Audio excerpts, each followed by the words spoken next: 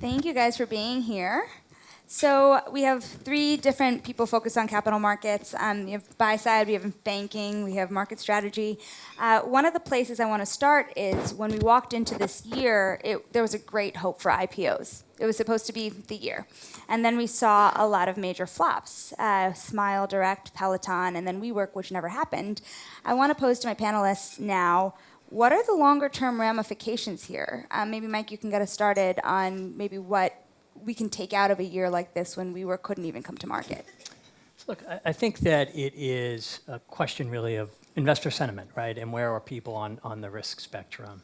I think that what you saw was some pushback on things that were unprofitable without a very clear path to profitability. And we've seen this market swing before, right? Where investors are willing to take that risk on companies that are a little bit earlier stage and don't have that very clear path to profitability. And then there's times when there's pushback, right? And people aren't as willing to invest in that or want a more significant discount based on valuation in order to take that risk without that clear path. Now, part of it is also some of these companies have been around for a little bit longer, right, and are a much bigger scale than the ones that we had historically seen that could be coming to market, right? You think about how big Amazon was when it came to market. It wasn't profitable at that point in time. Some will still question if it's profitable yet, right? But but it was much smaller in scale, right? So when you had these companies of this great scale where people may have felt maybe they missed a lot of the appreciation already, right, just given the change in the private markets.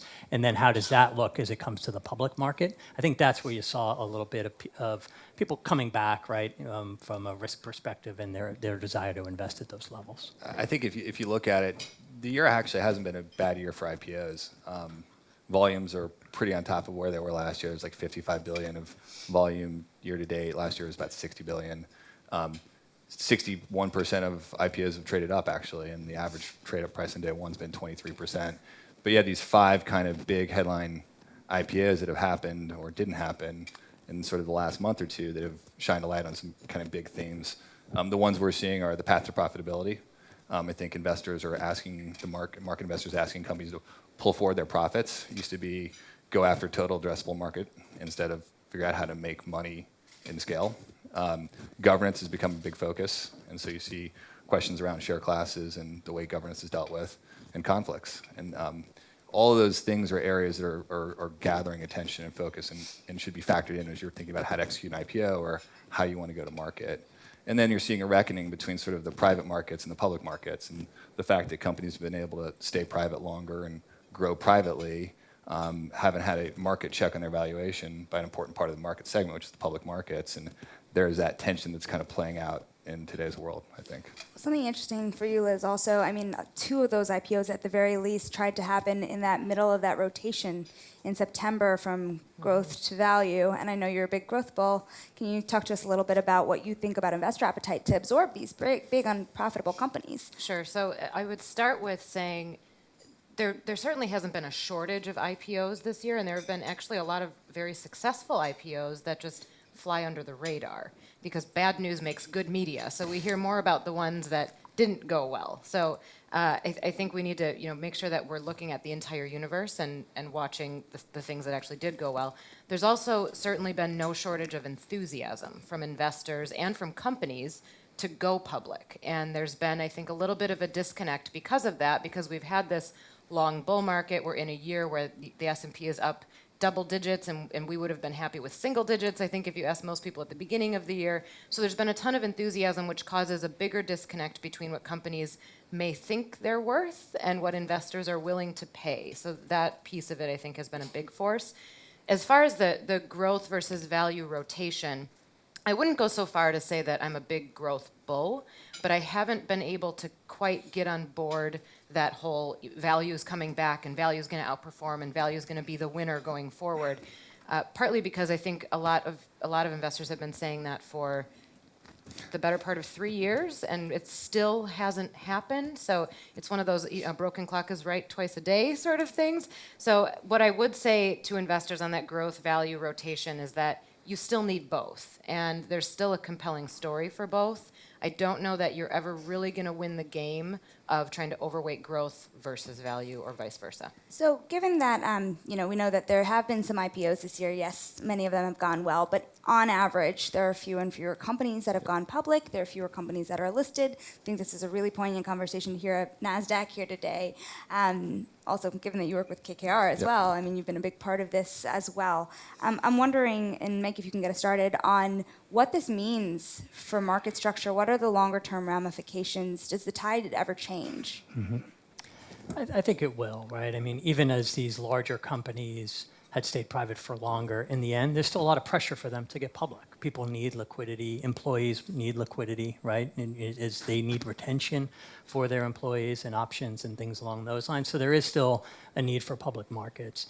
Look, you see it just this week, right? You look at, there have been Duke Energy raises $2 billion in 24 hours. There's no more efficient way to raise capital than in the public markets, right? We can talk about how efficiently you can raise in the private markets, but raising $2 billion in 24 hours is pretty darn efficient.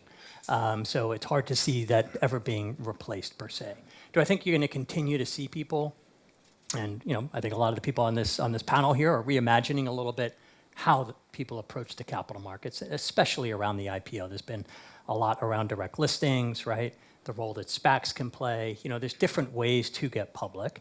And I think part of what you're seeing is a pushback on some of the processes that have been in place for a really long time, and the ability to have more disclosure and things along those lines. When you don't have underwriters, right? You can do more in a SPAC, you can do more in a direct listing, as far as talking about what does future projections look like, as opposed to having really the research analyst have to be the voice for that. So I think you're seeing some changes along those lines, right, that are going to continue to evolve over time. But I look at it as the public markets are still the most efficient, and in the end of the day, even if there's a lot of capital that's there on the private side, the quantum of capital in the public markets, and we'll probably get into the difference between passive and active investing, but you want to get to that passive investing portfolio, right? I mean, because that's a huge piece of it. You just heard, a little bit on the Qs and again, the size of those types of vehicles. You want those owning your stocks, right? Because that's a very stable investor base over a long period of time. I'm not sure that companies staying private longer is actually a bad thing. And I agree with Mike that ultimately these companies do need exits. Ultimately, a permanent shareholder base in the public markets is an ideal thing. It's a more efficient market for sure. I think what you're seeing is that the average age of a company that's going public is much longer. So like in the 90s, end of 90s, it was like 3 years for a tech company. Now it's like 13 years. And companies are staying private longer, I think mostly because they can. And there's been this immense amount of private capital that's been raised from a bunch of different forms that allows these companies to continue to fund themselves, access growth opportunities, and do it in a way that they feel less constrained. And I think one of the interesting dynamics has been that as that growth has occurred in the private markets, the public markets investors have sort of been robbed of investment opportunities that are commensurate, and they're buying companies at later stages of evolution. And so to get the growth that they want in their markets, you saw a large amount of crossover capital coming from the public markets investing into the private markets. And so companies like Uber that are going public for the first time, it's really not an initial public offering. They already offer their securities, in many cases, very publicly. It's almost like a big follow-on offering. And so that kind of changes that dynamic. And if you look at the overall markets that have existed, I think the big trend in the last decade has been private capital markets have reached independent scale to the point where they can function separately from public markets. And that allows companies the ability to figure out where they want to stay. And as long as those markets are going to support them, it's sort of their choice of shareholder base. Liz, do you have thoughts on the... Yeah, the only thing I would add just very quickly is that companies are smart to follow the capital. So if the capital is available in private markets, and we would expect it to stay available in private markets, especially in this environment with low interest rates, possibly lower return expectations going forward, where you just see the entire efficient frontier maybe shift down over time. You want those private markets to be there to generate alpha that you can't get out of just pure beta plays in the public markets. And investors want that illiquidity premium that they're getting out of the private market to generate a little bit more of that alpha and avoid what I would call the behavioral biases or the behavioral risks of the public markets that ETFs have really exacerbated. Well, that's the other point I wanted to get at too. The public markets are a lot of ETFs, and also there are fewer companies that are public. How has that changed investor willingness to participate in public markets, given that it's not representative of everything that's out there today? Right. Well, so overall, I would say I would expect the appetite for equities to continue to stay high. And it's true that we have fewer companies available to invest in public markets, but there's not less capital to invest in public markets. What's changed is that dynamic between market cap weighted ETFs and then just single listed securities. So when you have all of these market cap weighted ETFs, you see bigger moves in a market intraday or at short-term periods, and that's what some of the investors are really suffering from. So you see these big spikes up and a lot of momentum and that kind of animal herd mentality that follows it, and then the big drawdowns, and that's been the risk. So I think that's why things like private equity and private debt have continued to be so popular, and the appetite for that will stay going forward. It's a lower volatility, are you saying? It's not it's not necessarily lower volatility, but what it does is it forces the investor to stay locked up through the volatility. So they don't have an option to react to it.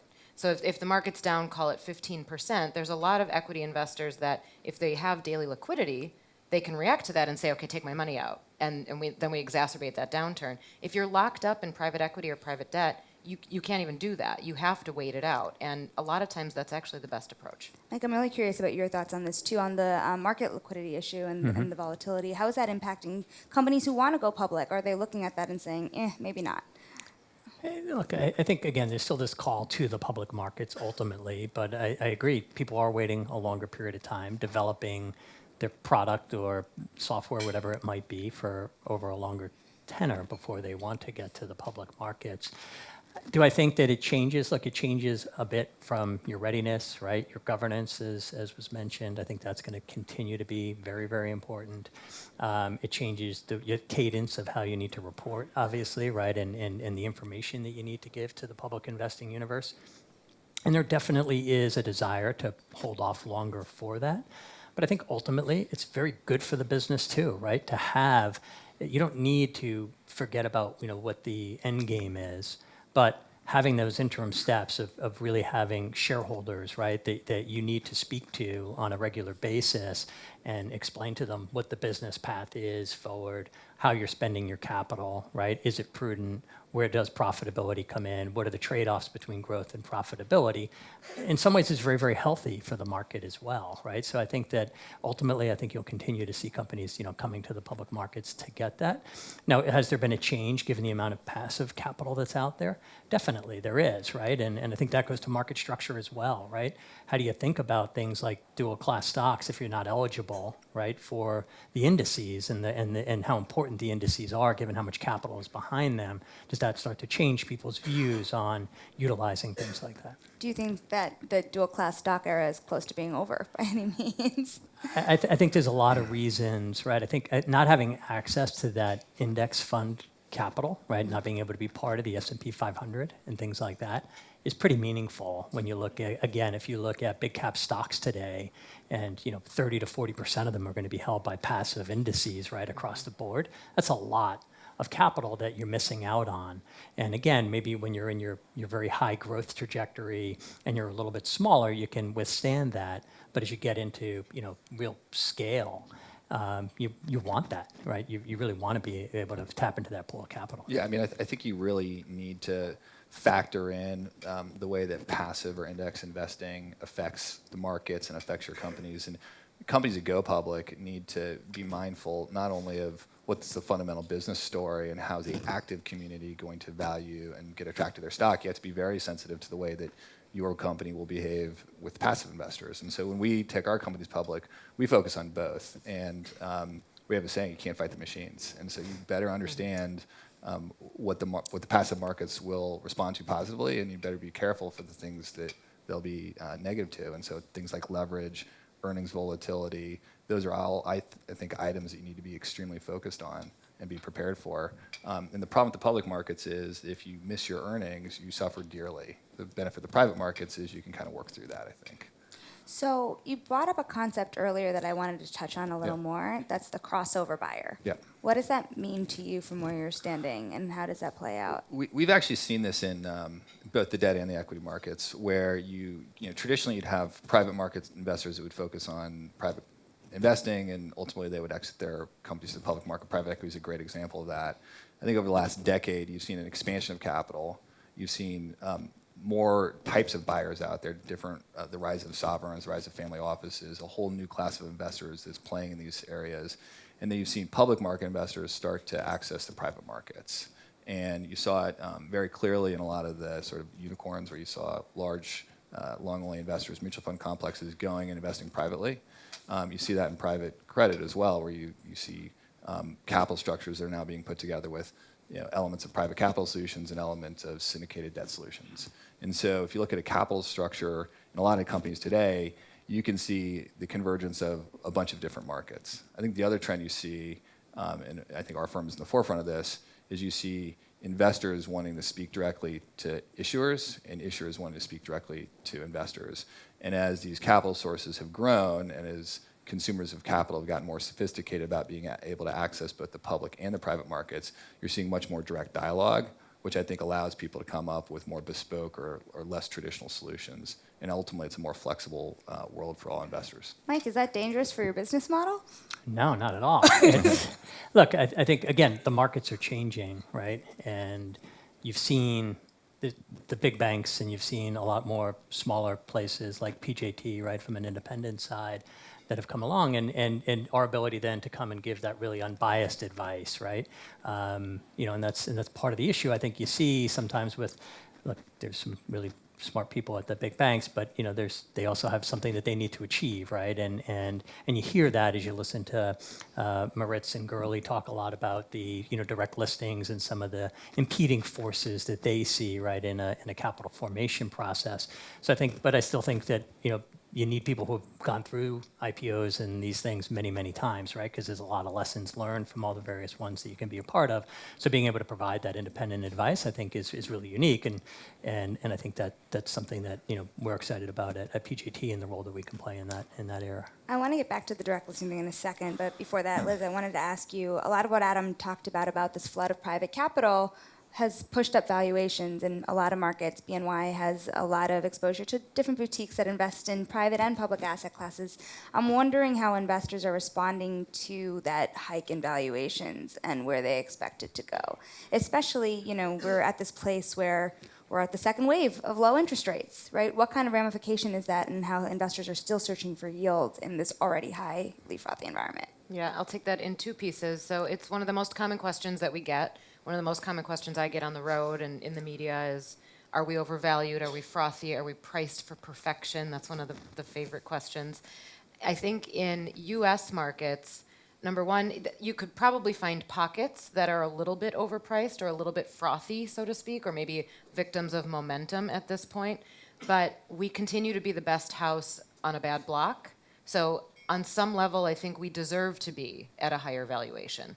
If you look around the globe, the other thing that I would caution people to not do is overweight the importance of valuation. It's not the only tool in making an investment decision. So just because something is cheap doesn't mean it's a buy. It doesn't mean it can't get cheaper, right? So you have to match both that valuation piece and then the fundamental strength of it going forward.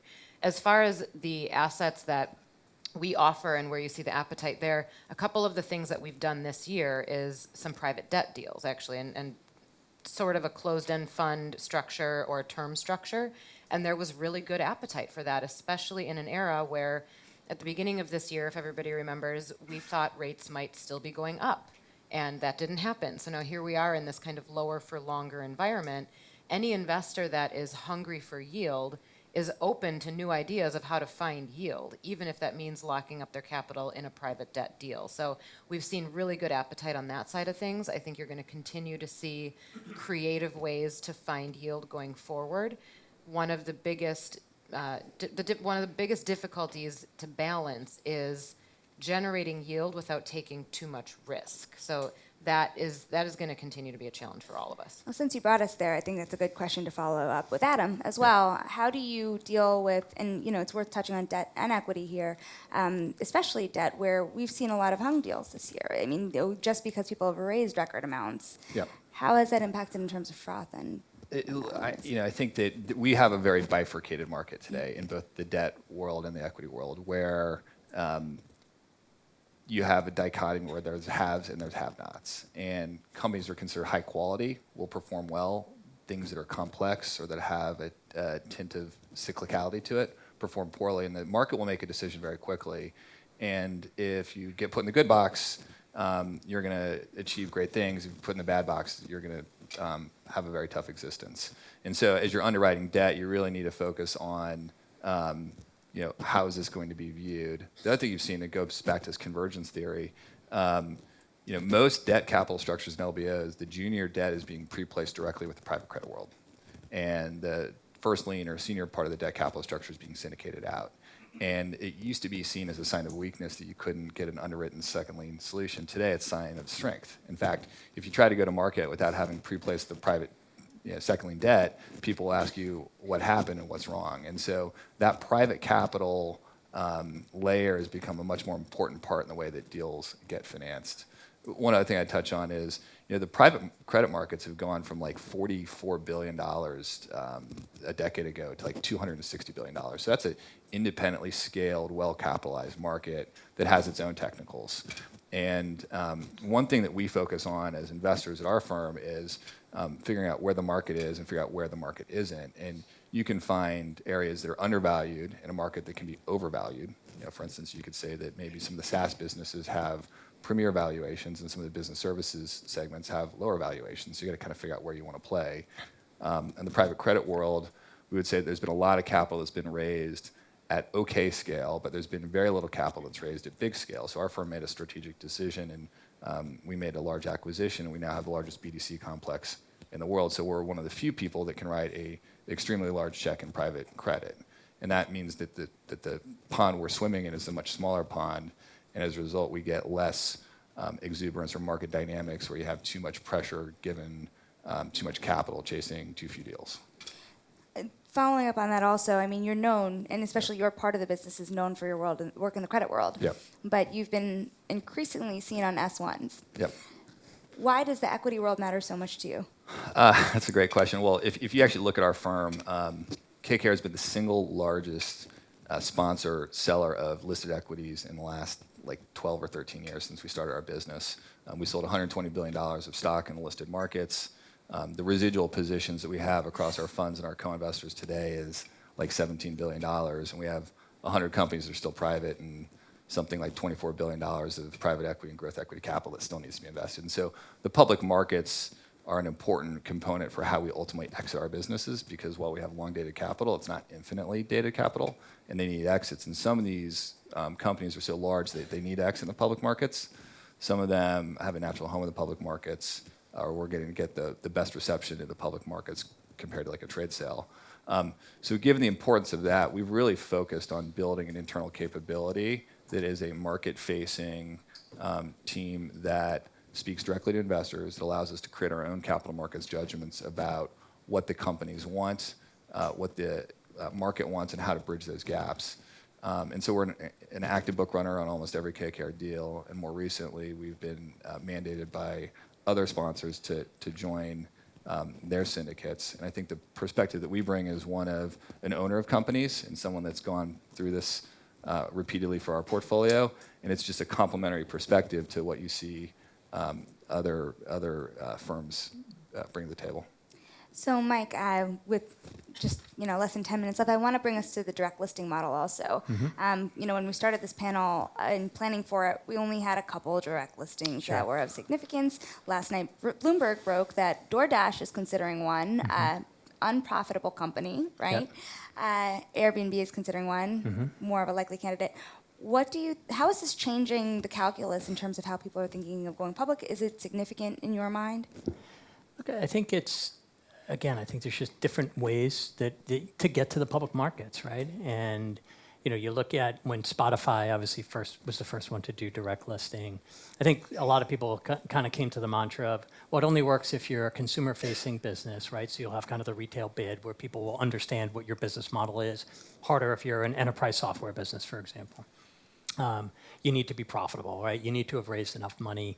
And I'm not sure that any of those things are actually the most important. I think what's more important, and Adam can talk to this too, just given a lot of the companies that they invest in on the private equity side, what you really need is a distributed cap table, right? Because if you have a single owner of the asset, really hard to direct list, right? Because now you're just trying to find a single price where you have a willing seller and willing buyer, right?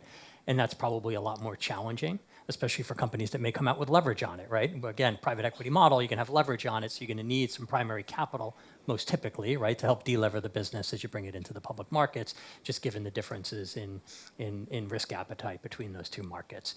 To me, that's the more important thing. So if you have a pretty well-distributed cap table, which includes, the crossover type investors that we've talked about, right? So if you already have Fidelity and BlackRock and T. Rowe and Franklin and a lot of these other guys and Viking and, a lot of the names that are oftentimes in these cap tables earlier on, Tiger, then more likely you now have a distributed group of owners who came in at different price points, who may have different risk appetites to continue to hold. Maybe they've already made a phenomenal return, right? So now you have at least variance amongst willing seller, willing buyer to do that direct listing. And to me, that's the most important piece. And that's why it's a little bit different than it was in the past. We had, maybe one or two VCs who were in a name, right?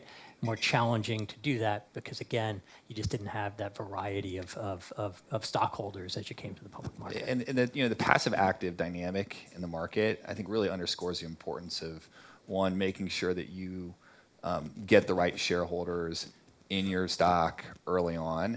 And you don't have that flexibility necessarily with a direct listing.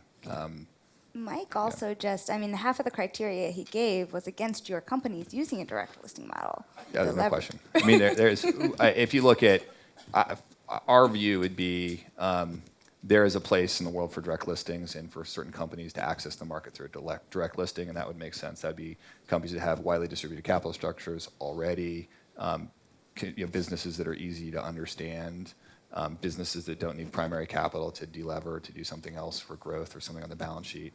And so there's a universe of companies that should and could pursue a direct listing.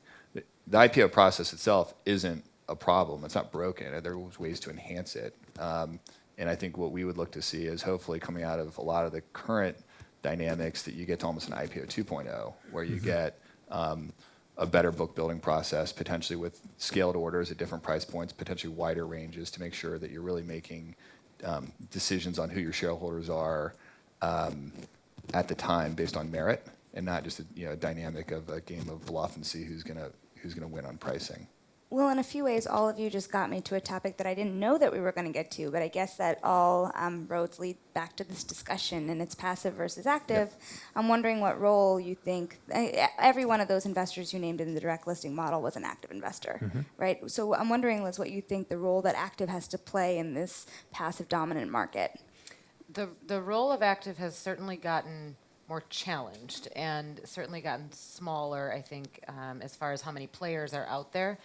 One of the things that we talk about a lot and that I try to tell our clients a lot is that there are plenty of ETFs out there that will provide you with pure beta, and sometimes that's all you need, right? Sometimes you just want pure beta exposure to the S&P 500, and that's great, and there's a really cheap way to do that, and it's wonderful that investors can access that now.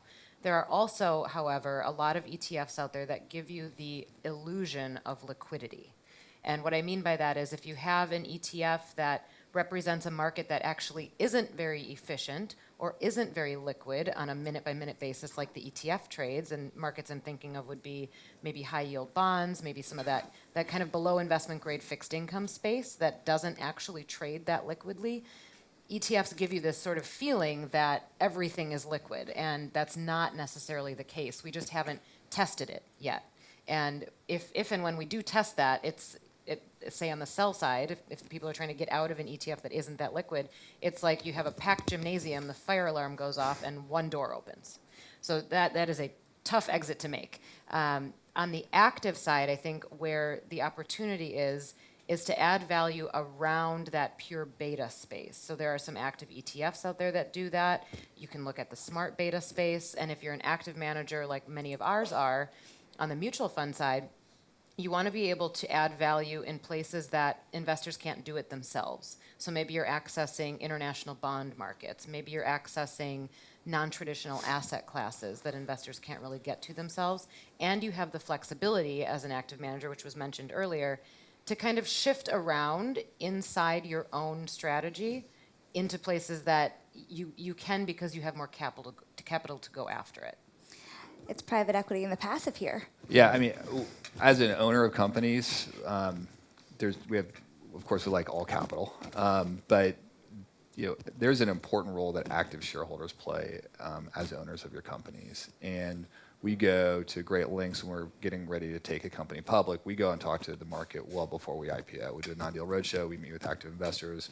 We very much focus on the roadshow itself, making sure that we're attracting the right active investors. They're going to support that company over the long term. Private equity really doesn't exit companies at IPO. We just bring in other shareholders with us. And then the transition of the private ownership to the public markets occurs through many years of sell downs. And so you want to make sure that you have an active group of shareholders that's not momentum driven, and it's not inflows and outflows driven, that will support your stock.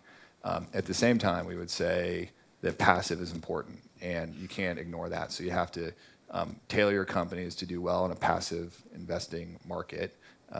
Last August was the first time where passive money outpaced, or the total size of the passive market was bigger than the active market, and inflows have been more dominated by passive than active for the last decade. So you have to acknowledge the importance of the passive money, and you have to design your companies to withstand that. And for us, passive buyers are great absorbers of stock. So when we go out and sell stock, if we're in an index, as Mike pointed out, or if someone's already got a position in some more of a passive-oriented fund, they're going to be a natural bid for our stock. So we like to balance our cap tables to have a mix of both passive and active. But I would fundamentally say that active investing is of critical importance to the function of our companies and our capital structures. Mike, given that you're raising money for companies routinely, you've done it for very many years, what kind of differences in discussion are you having with the two types of investors? It is very different, right? I mean, on the passive side, a lot of it is around governance and things like that, right? That's where they're going to have so much influence now, given how much of the capital they are providing as shareholders, right? And their vote actually counts probably more so than the active side. But the actives are still the price setters, right? Because passive by their nature, they're passive. So they're going to be there, whether, to Adam's point, whether they miss earnings or they hit their earnings, they're going to continue to hold the position, right? Because they have to, and for the most part, right? They're in an index, and that's what they're following. So your price setters have become a thinner component of the market, right? Which ultimately can lead to more volatility, right? Just because, again, I think there is a mass illiquidity to this market, right? Because I think all of this passive money does create what looks like liquidity, but isn't real liquidity in these stocks, and obviously a lot of the machines as well. When you kind of look at that, so when you peel it back, the actives are still the price setters. And if a company outperforms or underperforms, I think that leads to increased volatility because there is that thinner layer. And if someone is trying to get out of a large position as an active holder and the passives don't need to buy, right? It's different when Adam talks about the passive money being there when there's new issue, right? Or something that's going to increase their weighting in an index, right? That's different because then they're going to come in and they need to take their pro rata share. If they already have their pro rata share because it's a fully distributed company and now you have an active manager who's selling, in a way, you got to find another active manager that wants to come in and fill that spot, which is, which can be a little bit more challenging, right? Because people may have a different view on valuation as far as where that should happen, which again can create some of these larger downdrafts that oftentimes you'll see around corporate events or earnings. Thank you guys so much for this panel. We covered a lot of ground. Thank you all for your time. To see you soon. Thank you.